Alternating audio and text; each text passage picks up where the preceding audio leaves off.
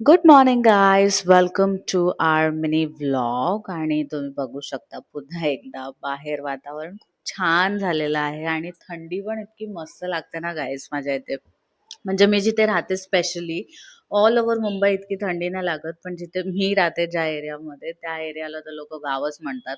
पण इथे थंडी खूप लागते आणि तुम्ही बघू शकता बाहेर इतकी छान हिरवीगार झाडं आहेत. त्याच्याहूनच इन्स्पायर मी घरी सुद्धा झाडं ठेवलेली आहेत.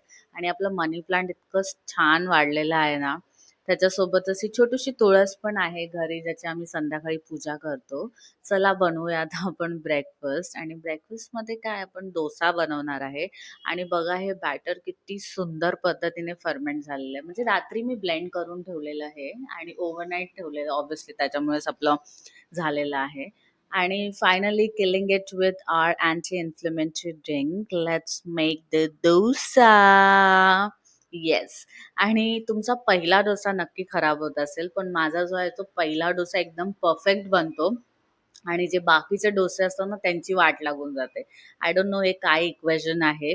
पण डोसा तुम्ही बघू शकता किती छान आणि सॉफ्ट झालेला होता. त्याच्यासोबतच आपली चहा आहे. आणि ही चटणी सुद्धा मी रात्रीच बनवलेली गाईस. मी चटणीमध्ये ना टॅमरिन वगैरे टाकत नाही, काय माहिती मला तो टेस्ट आवडत नाही. तर ही खूप बेसिक चटणी आहे. जास्त त्याच्यामध्ये मी तिखट पण नाही बनवत, कारण अक्षान पण खातो म्हणून.